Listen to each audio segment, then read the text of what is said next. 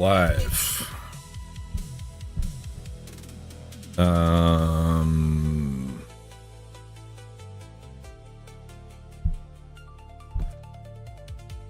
Welcome everyone. Internet's a little spotty right now. I think for both of us. So let us know if it starts buffering. I am joined by my friend Jason Scholl. Welcome. Thanks for coming on, man. Jason has a lot of esoteric knowledge.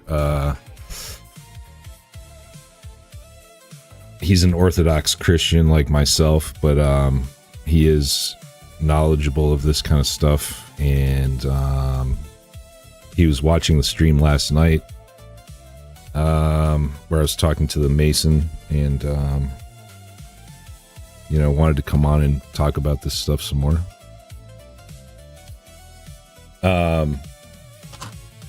We wanted to talk about some of the things that the Mason was saying last night that aren't really true.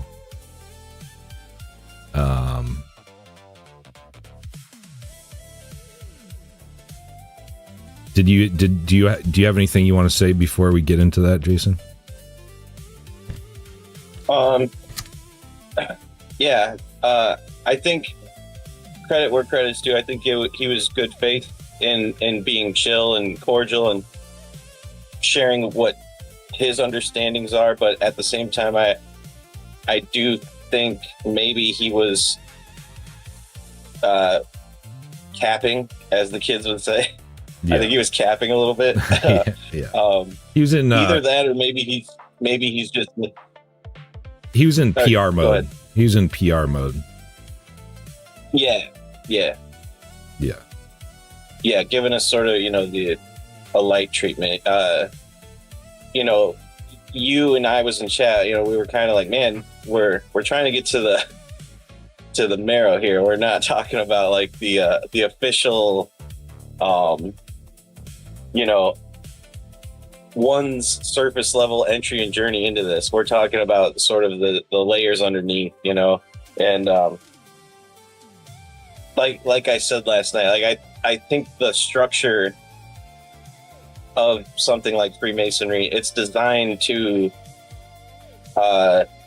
separate and filter the adepts from the normies. People who are there on a shallower interpretation, they can still participate. They still have all the little Cub Scout rewards and all, they know all the terms and stuff, but there's always the inner circles, the high level inner circles, where those teachings are revealed to you to be sort of you're hoodwinked. Like, yeah, that was that, but now that you're here, this is what we really, here's the richer, deeper, inner circle interpretations of these things, right? Yeah. Well, it's interesting that you said hoodwink. We were talking about this last night a little bit. That's what they call the blindfold that they blindfold them with in their initiation ritual. And yep. The initiation ritual is sort of mocking the resurrection of Jesus in a way. It's they say that it's more like the resurrection of Hiram Abiff, but right. But I really do think that it is mocking Jesus, and a lot of their beliefs and rituals that they say are Christian, they're really an inverted form of Christianity.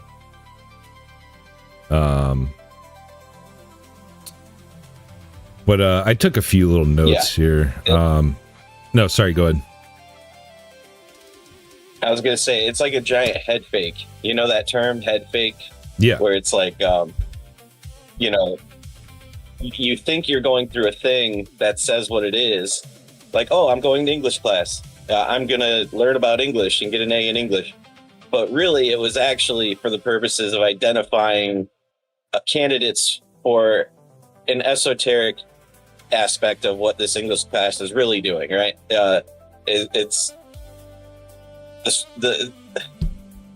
you're participating under the impression you're doing a thing, when in reality they are pulling you in to something you don't understand, and that puts you in a position where now you have to take their words for it, right? So they automatically have and of course they hide behind this mystery and secrecy, so you always have to go further and further to get the next little tidbit that's supposed to help everything fall in place. And if only I reach that next degree, I'll really understand. And then it's a perpetual sort of never-ending thing. But the whole purpose of this thing is basically to have people.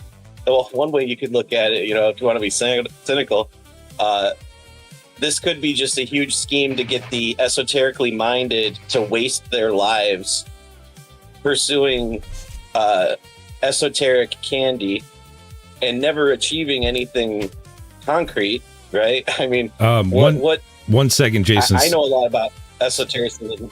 Sorry to interrupt. We got raided by Jim Bob. Wow. Thank you, Jim Bob. Oh, wow. Wow, dude.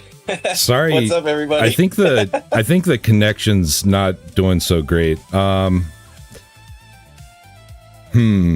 wonder, do you think, I want to have you on camera, but do you think maybe we could switch to just voice? That might help. Yeah, for sure. Yeah. And then I don't know if it picks up, maybe we can go back.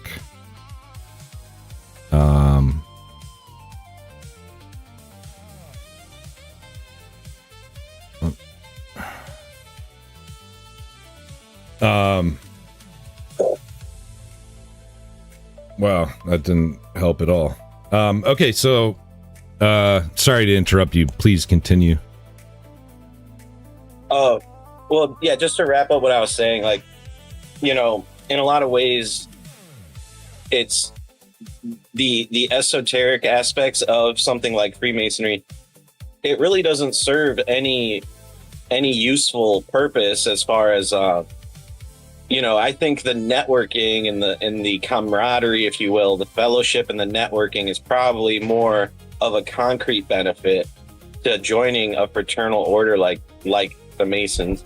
The esoteric stuff, like I said, it's just sort of like a kid in a candy shop, like, oh, this is twinkly and sweet and interesting, and oh, this sheds light on this other thing. But at the end of the day, you can take your entire corpus of esoteric knowledge and you can't build a house with it. You can't, it doesn't give you cheaper groceries. It doesn't, you know what I mean? Like it's purely an intellectual, immaterial achievement, which sure, it's interesting and it can enrich you the same way like art or film might enrich your life or something, right? But to me, I could see it as a huge head fake, where it's a recruitment tool for networking, but they're only bringing the adepts and